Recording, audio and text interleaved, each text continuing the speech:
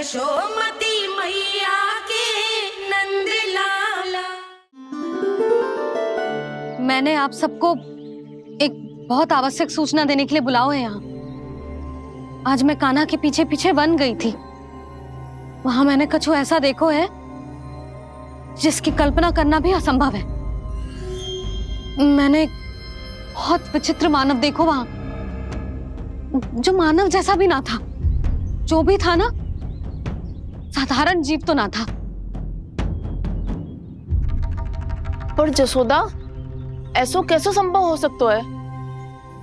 क्या बुद्धि लगाई है यशोदा ने। मेरे सामने एक ना चली तो अब गोपियों को अपनी योजना में सम्मिलित कर रही है। आप तो मेरा विश्वास करो मौसी, मैं सच्ची कह रही हूं। उसका तो सर भी विचित्र था।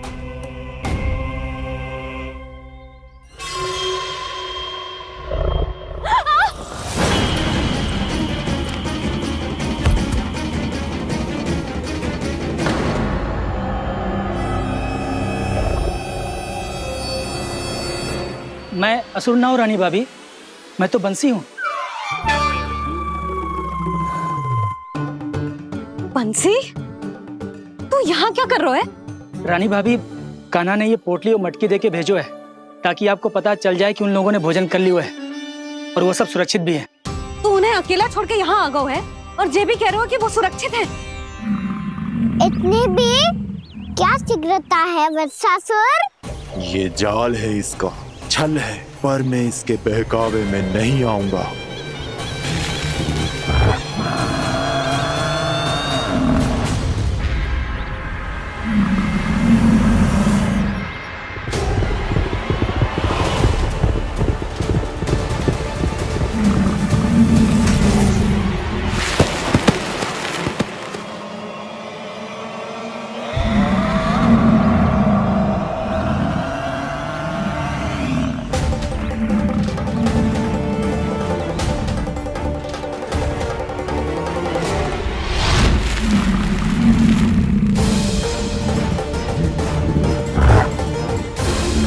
कब तक बच पाएगा तू?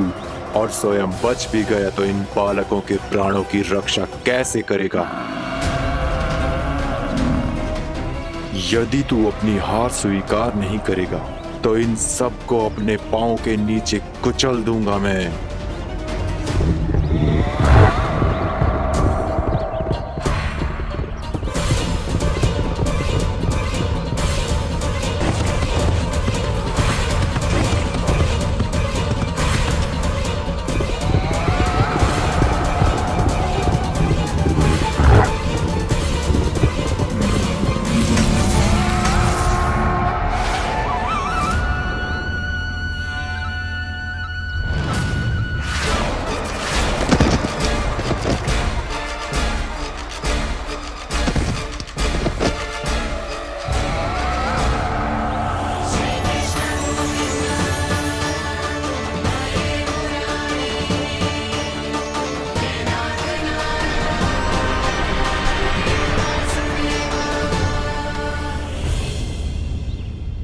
उलझन में क्यों प्रमिला? रामलीला, पर मैं तो वत्सासुर हूँ। अब हो, पर वत्स से पहले तो प्रमिला थे। माँ भली असुर। तो फिर मैं वत्सासुर कैसे बना प्रभु? एक बार तुम वहाँ ऋषि वशिष्ठ के आश्रम गए थे। यक्षों, गंधर्वों और देवताओं तक को पराजित करके जिसने अपने अधीन कर लिया, वो मुरुपुत्र प्रमिलासुर आपके द्वार पर खड़ा है। महर्षि वशिष्ठ स्वागत नहीं करेंगे। द्वार पर खड़ा व्यक्ति देवता या असुर नहीं होता है प्रमिला, वो तो बस एक अतिथि होता है और अतिथियों का स्वागत करना हमारी परंपरा है। आओ। पर वो नहीं जानते थे। अभिमान तुम्हारे विवेक को निकल चुका था। आपने हमारा स्वागत तो कर लिया महर्षि, परंतु यहाँ तो हमारे बैठने के लिए उचित स्थान तक नहीं है। हे माता नंदिनी, असुर राज के लिए आसन की व्यवस्था कीजिए।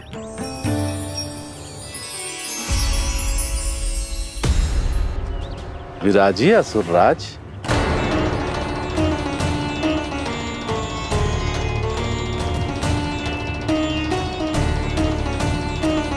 अब जब आपने मुझे बैठने के लिए कहा ही है तो भोजन की व्यवस्था तो होनी ही चाहिए। अतिथि तो ईश्वर स्वरूप होते हैं प्रमिला, और उनकी इच्छा पूरी करना हमारा कर्तव्य है। हे माता नंदिनी, मेरी विनती स्वीकार करें।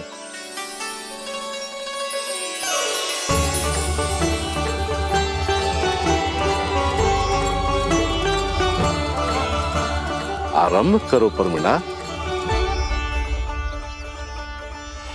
ये तो बहुत ही चमत्कारी गाय है, किसी भी मूल्य पर इसे प्राप्त करना ही होगा मुझे।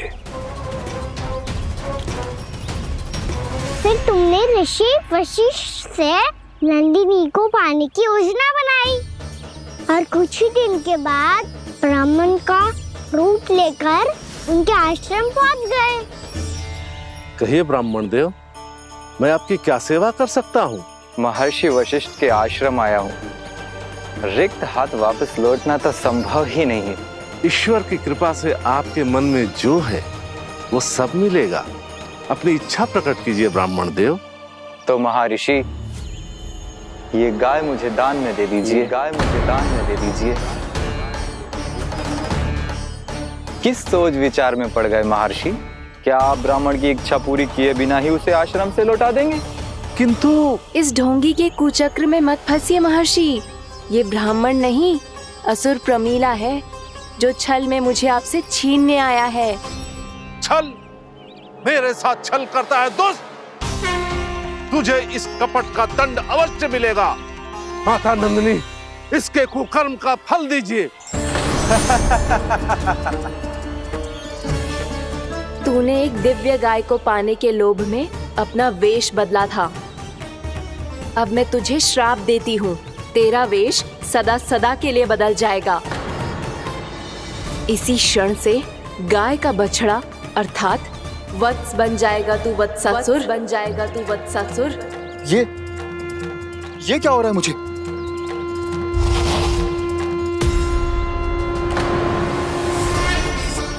मेरा स्वरूप? हाँ। मुझे क्षमा करें मां नंदिनी, अपना श्राप वापस ले लीजिए। महर्षि, मेरी रक्षा करें। मां नंदिनी, मुझे क्षमा कर दीजिए। भूल हो जाने के बाद उसे सुधारने का एक अवसर तो सभी को मिलना चाहिए माँ। इसे क्षमा कर दीजिए माँ, इसे अपनी भूल का पश्चाताप है। आपसे अधिक और कौन जानता है महर्षि, दिया हुआ श्राप वापस नहीं लिया जा सकता। पर मैं तुम्हें वरदान देती हूँ, तुम्हें वत्सासुर के रूप में केवल द्वापर युग तक रहना होगा। उसके बाद स्वयं प्रभु श्री विष्णु के अवतार तुम्हें मुक्ति प्रदान करेंगे।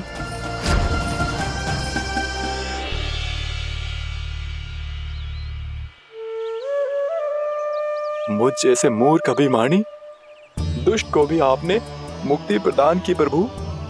जब भी किसी को अपनी भूल का आभास होता है, वो उसी क्षण क्षमा पाने की योग्य बन जाता है। और जिसने वर्षों तक पश्चाताप भी किया हो, उसके लिए तो मुक्ति का मार्ग भी सहज खुल जाता है।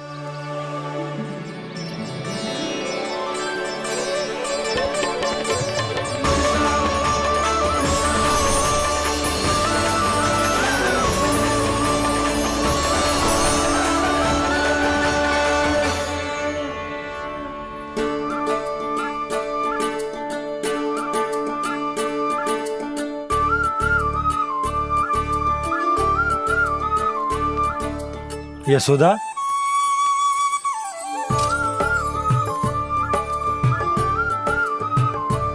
यशोदा, कुम्हार के यहाँ से दीपक ले आया हूं।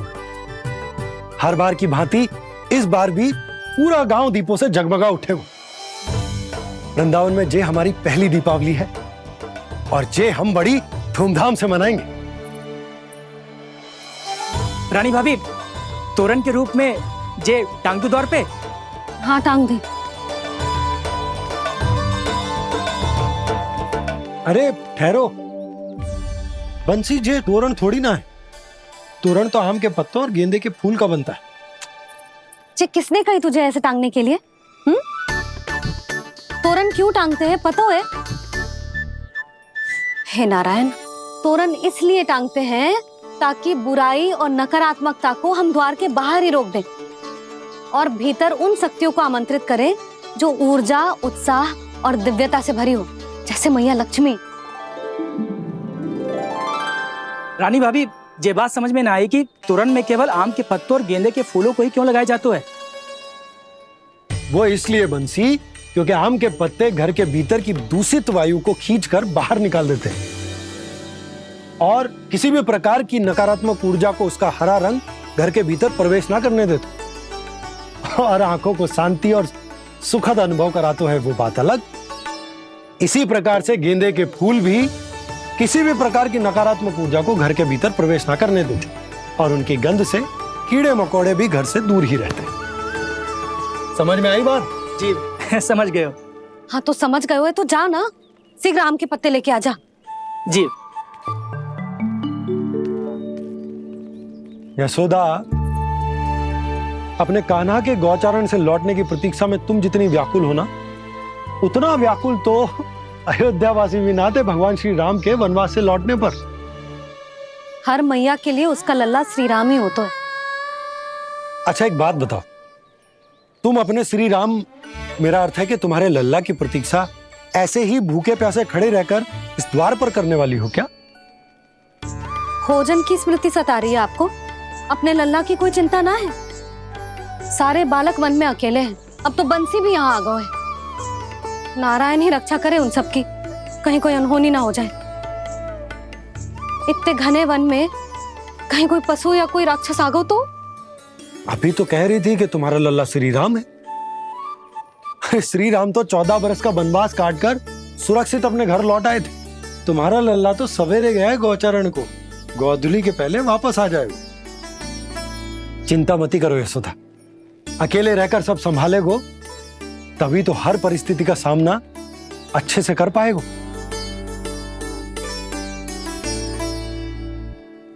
कान्हा,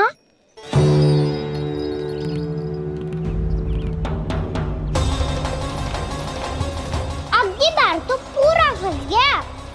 अब इस स्थिति को कैसे संभालूं?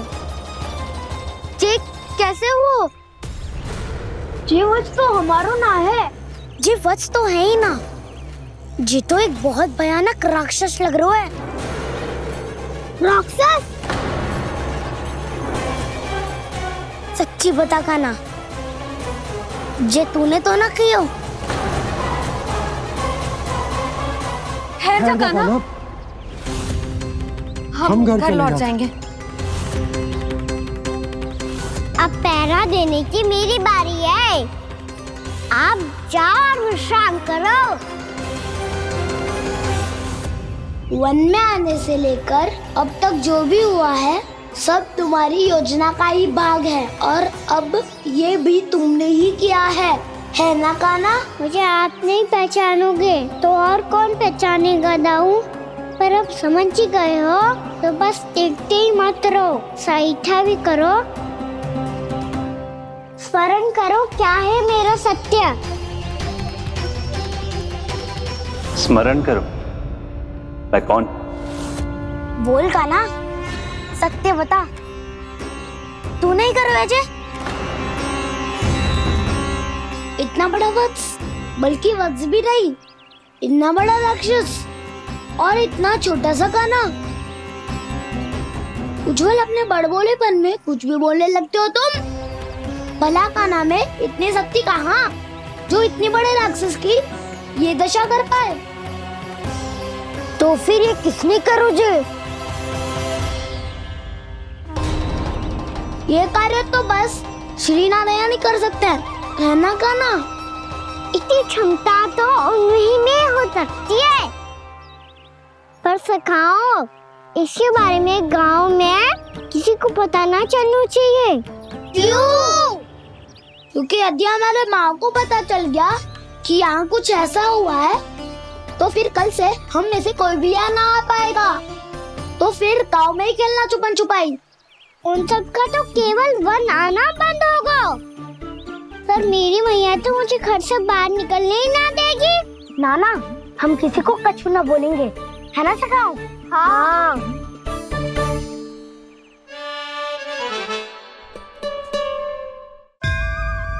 क्या होगा हो सकता? तो हाँ क्यों ना कह रहा है? क्योंकि हम यदि वन में आते ही रहे और ऐसे भयानक राक्षस या पशु ने हम पर फिर से आक्रमण कर दिया तो कान्हा है ना, मेरे कहने का अर्थ है कि श्री नारायण है ना, जैसे उन्होंने आज हमारे प्राणों की रक्षा की, भविष्य में भी वही करेंगे। तो चलो और सारे के सारे खाद होली का समय हो गया है, वापस चलो चाहिए। मना तो कर दिया है, पर ये सब मानेंगे यदि इनमें से किसी ने भी भैया के सामने मेरा भेद खोल दिया तो?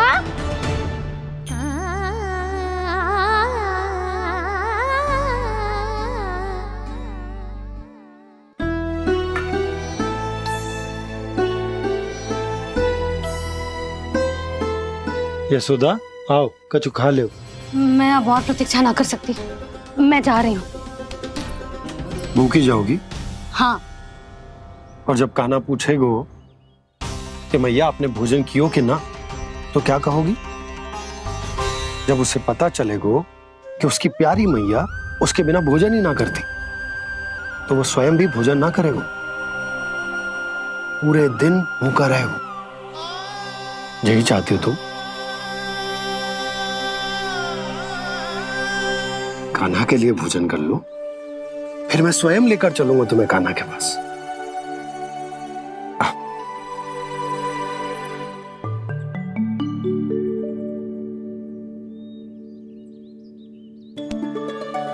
आपने कान्हा का नाम लियो है, इसीलिए खा रही हूँ।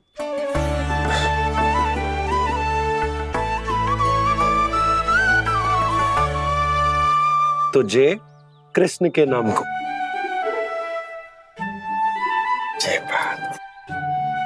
और जय वाला यशोदा, नीलमणि के नाम का। अरे नीलमणि के नाम का मान ना रखोगी तो उसे लगेगा कि ये कृष्ण कान्हा जैसे नए नाम आ जाने से उसका पुराना नाम फीका पड़ गो। स्मरण है ना तुम्हें कि कान्हा के नामकरण से पहले नीलमणि नाम ने हमारा कितना साथ दिया? तो जे तो खाना पड़ेगा। हाँ। बस। और जे अपने नटखट मुरलीधर कान्हा के लिए।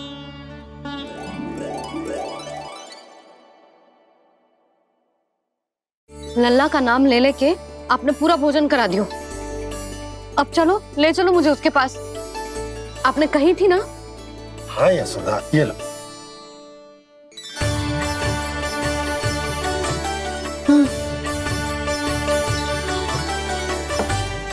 चलो। हमने तो वापस न लौटने का वचन दिया था अपने लल्ला को। मैं तो मैया हूँ, ममता में आके अपना वचन भूल जाती हूँ, पर गोपराज तो अपने वचन के पक्के हैं। जे इतनी शीघ्र कैसे तैयार हो गए?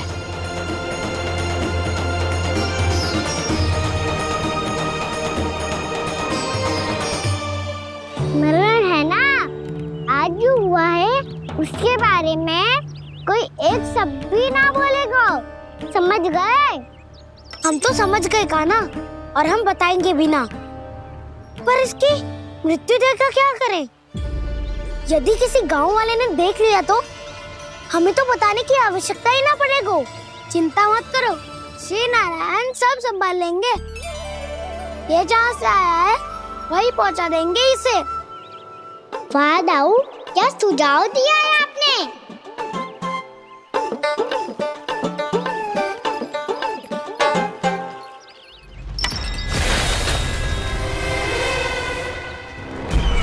देखना तुम दोनों, जो कोई नहीं कर पाया वो वत्सासुर करके दिखाएगा, बद्ध कर देगा मेरे उस शत्रु का विष्णु अवतार।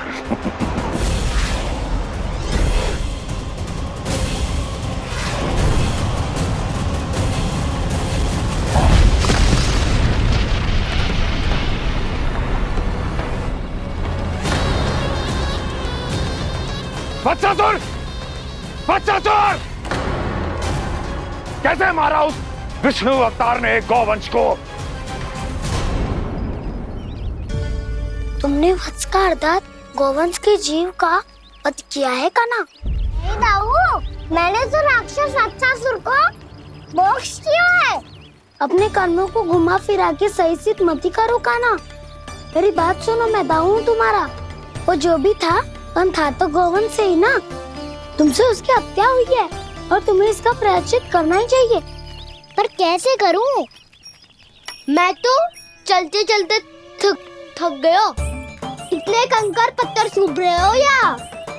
वैसे तो मैं चलते चलते एक बार मथुरा पहुंच गया था, पर आज ये धूप के कारण पत्थर अभी तक तप रहे हैं। मेरे तो पाँव ही जल गए। सच्ची, यहाँ से निकलूं तो गंगा नहा लूं। गारों से पोपिया भी यही कहती है काना। हाँ दाऊ, मैया भी कहती है तू बड़ा हो जाए तो मैं गंगा नहा लूं, तू चरण व्रत कब करे तो मैं गंगा नहा लूं, अच्छे से भोजन करना आरंभ कर दे तो मैं गंगा नहा लूं। हाँ, माँ भी बात बात पर ऐसा ही कहती है। और जब मैंने इसका कारण पूछा तो उन्होंने बताया कि गंगा में स्नान करने से सारे पाप धुल जाते हैं।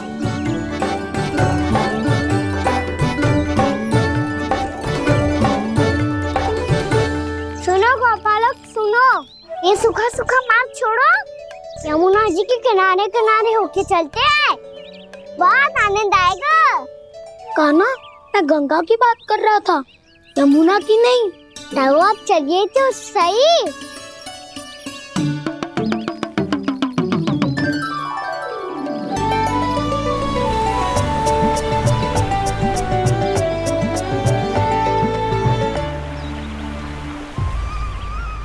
तुम मुस्कुरा क्यों रहे हो?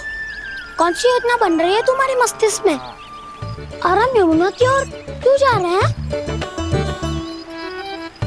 इतनी कोमल और ठंडी है यहाँ की भूमि। काना, बहुत बढ़िया मार्ग चुना है तूने।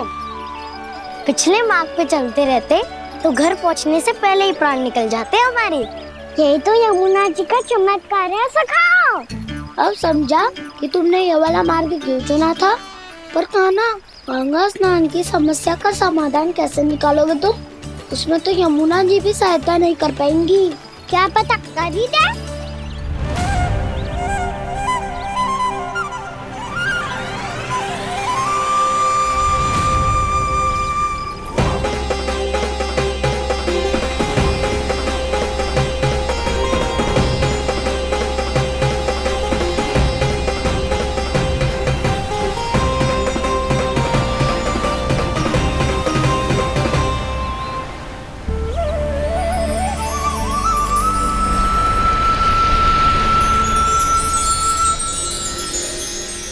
देवी यमुना, आज आपकी लहरों में अलग ही उत्साह है।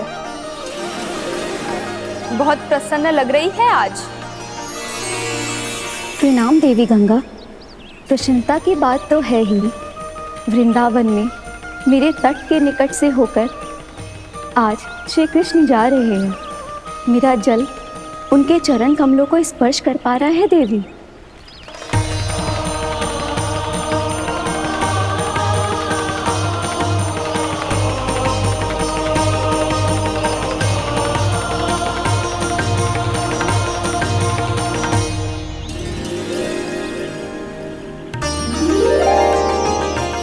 बस यही सोच सोचकर मेरा एक एक बूंद हर्षित हो रहा है देवी। आप कितने सौभाग्यशाली है देवी। प्रभु विष्णु के अवतार श्री कृष्ण के चरण कमलों का स्पर्श, उनका वंदन कर सकती है आप, उनकी लीलाएं देख सकती है, नित्य ही उनके दर्शनों का पुण्य प्रताप प्राप्त कर सकती है। किसी तरह आपके जैसा सौभाग्य मुझे मिल पाता तो धन्य हो जाती मैं। तथास्तु। किसी इच्छा पूरी करने का वरदान दे रहे हो काना? चिंता मत करो दाऊ, अब गंगा जी वृंदावन पधारने वाली है। पर ये कैसे संभव है? यदि श्री कृष्ण चाहे तो सब कुछ संभव है देवी। तो फिर मैं उस क्षण की प्रतीक्षा करूंगी जब प्रभु के दर्शन मुझे भी प्राप्त होंगे। अब हर क्षण मेरे अधरों पर एक ही प्रार्थना होगी कि वो क्षण शीघ्र आए।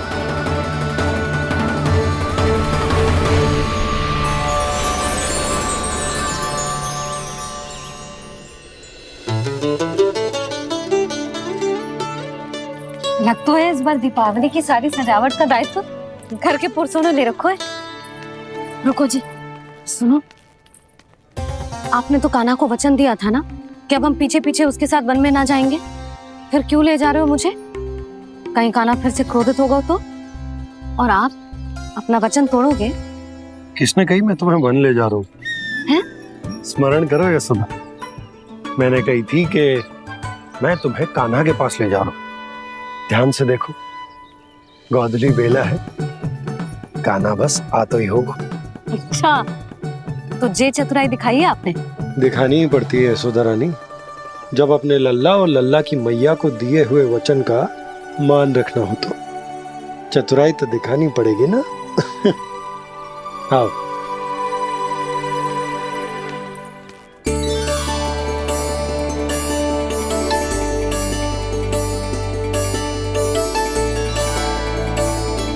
तो अपने अपने पतियों को काम सौंप कर सब यहाँ आ गई थे।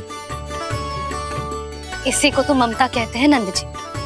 दीपावली जैसे त्योहार की व्यवस्था छोड़कर सब अपने लल्ला की प्रतीक्षा में हैं। जे आगे सारे बालक। मैया,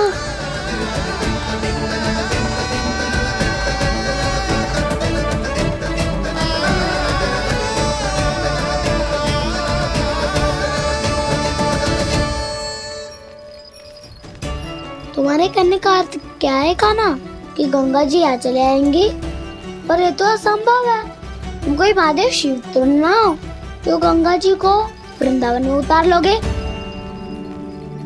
पर अलग भी तो नहीं है। मैं और वो, हम दोनों एक ही हैं।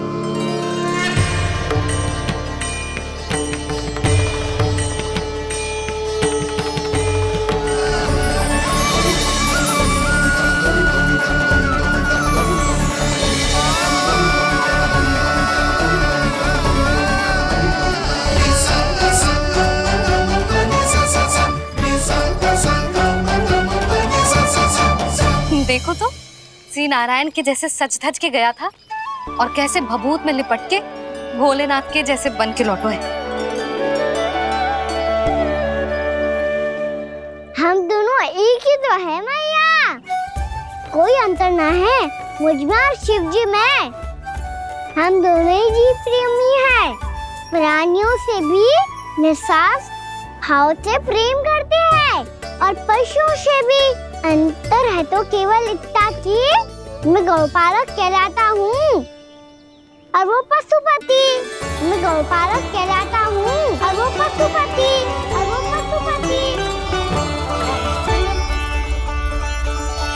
वन में पहला दिन कैसा गया कान्हा?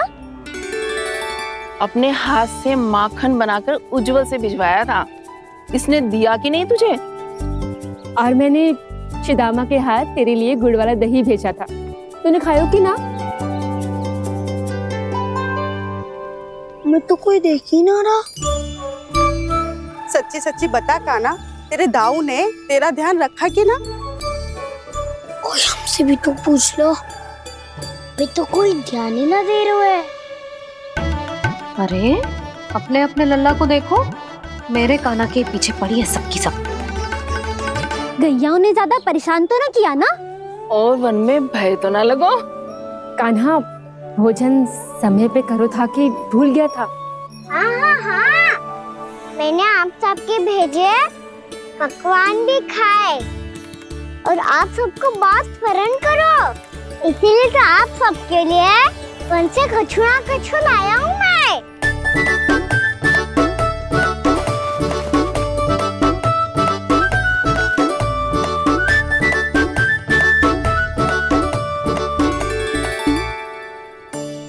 कब से इसके लिए व्याकुल थी मैं, यहीं खड़ी थी, पर इसके पास तो इतना भी समय ना है अपनी मैया की ओर आंख उठा के भी देख ले।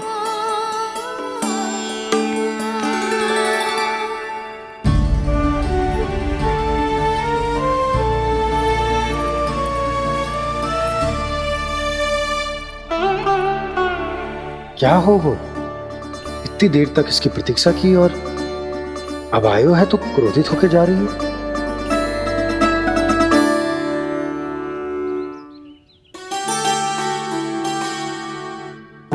केवल गोपियों का ध्यान है, मैया का कुछ ध्यान ही ना है। बस मैं ही मूर्ख हूं, पूरा दिन इसको स्मरण करती रही, भूखी प्यासी इसकी चिंता करती रही, और जे गोपियों के लिए फूल लायो है और अपनी मैया के लिए कछु न।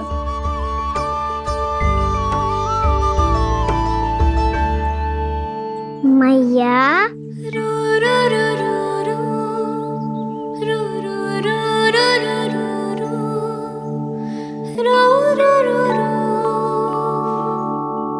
अरे वाह, मेरे स्वागत से तो पूरा वृंदावन सजा दिया आपने। अधिक प्रसन्न होने की आवश्यकता ना है। वृंदावन तेरे लौटने की प्रसन्नता में ना, राम जी के अयोध्या लौटने की प्रसन्नता में सज रहे हैं। दीपावली है कल।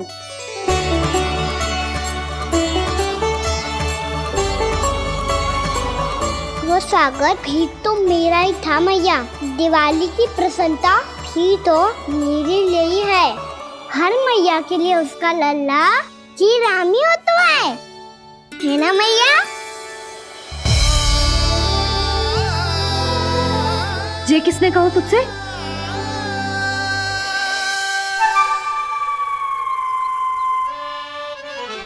ना ना, मैंने कछु ना बोला इसे।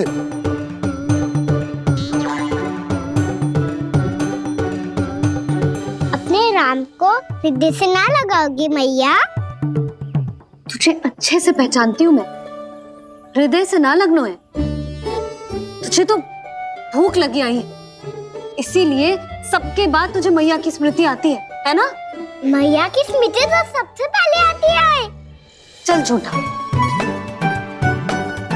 ना मैया, मैं सच्ची बोल रहा हूँ। मैं भले ही वन में था, पर मेरा मन तो आपके पास ही था। इसीलिए तो सबसे विशेष फूल लाई हूँ मैं आपके लिए।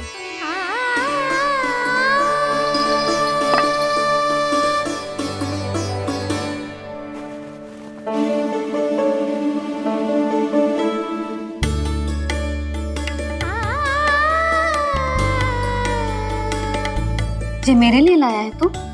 हाँ।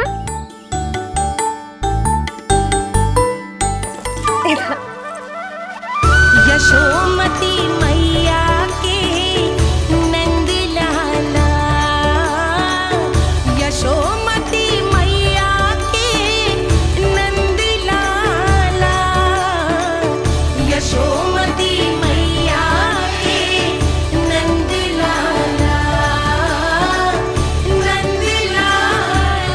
अरे अरे मैया, मेरी धुन तो आप पे लग जाएगी। लग जाने दे। तुझे पता है तुझे हृदय से लगाने के लिए कितना तड़पी हूँ मैं? मैं भी तो तड़प रहा था मैया, इसलिए तो आपके लिए कमल का फूल आया हूँ। भूख लगी आई होगी ना तुझे? चल मुंह हाथ धुला देती हूँ। आजा, चल आजा।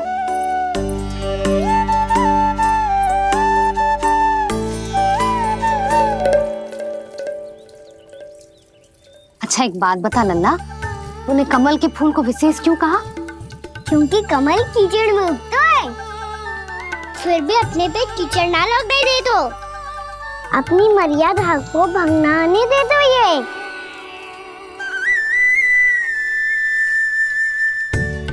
ये देखो मैया, जल भी इस पे ना ठहर पा तो उससे तो यही सिद्ध होता है ना कि संसार में लिपना तो अनाथ तक बना रहता है।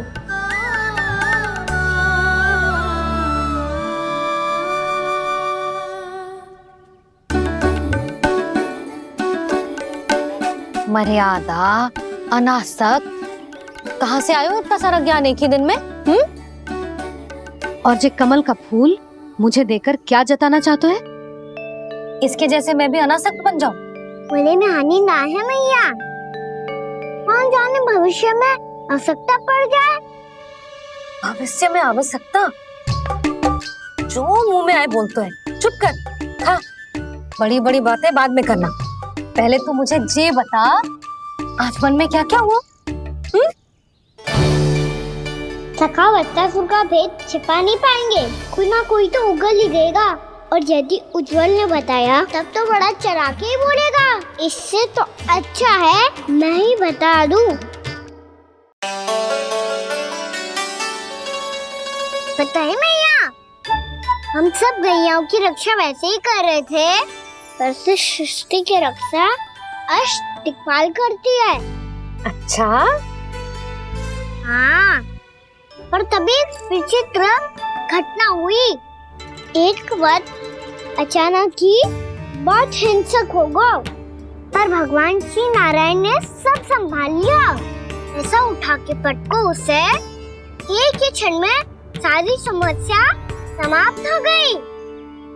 संगत का असर हो तो है, जो सुना था आज देख भी लियो लल्ला। तू भी उज्जवल के जैसे बड़बोला होता जा रहा है। चल। मैं सच्ची कह रहा हूँ मैया।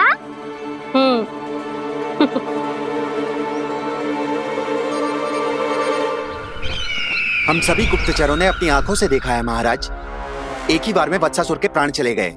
ये वत्सासुर का अंत नहीं, एक महायुद्ध का आरंभ है।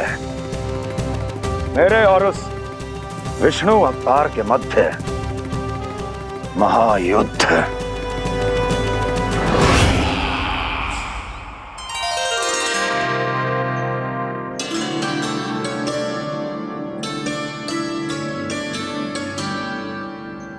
फिर जैसे ही उस वक्त को हिंसा करते देखो, नारायण ने ठान लियो किसी गोपालक को कोई हानि न पहुंचाने दूंगा। फिर उन्होंने उसे चुनौती दी। अब बस कर लल्ला, जब से आयो है ना तब से कई बार सुना चुका है। मैं रंगोली समाप्त कर लूं, फिर लक्ष्मी जी की पगचिन बनाने में मेरी सहायता करियो।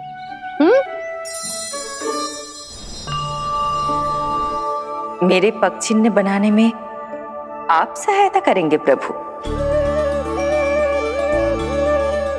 मैया ने आज्ञा दी है देवी, पालन तो करना होगा।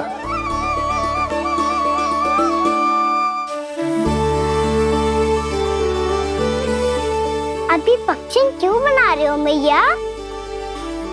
लक्ष्मी जी तो अभी आई ना है।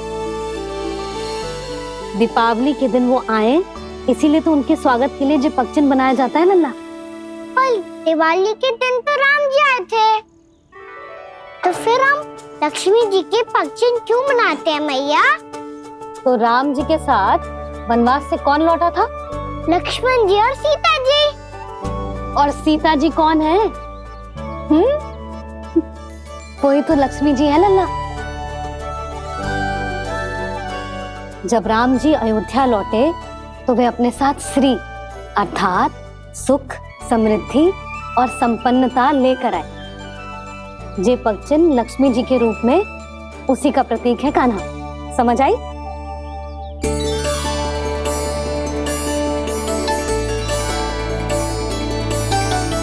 लो, मुझे तो पूर्णा मौसी के यहाँ जाना है, उनका आशीर्वाद लेने। वो भी तीर्थ यात्रा करके आई है ना।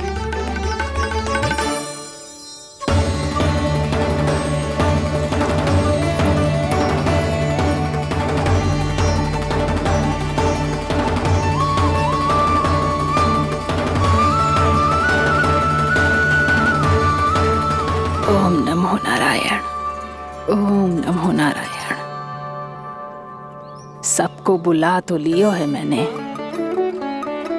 पर मैं प्रवचन में का सुनाऊंगी, कछु समझ ही ना आ रहा है। दीपावली तो कल है दादी, पर आप आज ही क्यों सजा रहे हो? क्योंकि मेरे राम तो आज ही आएंगे मेरे आश्रम में।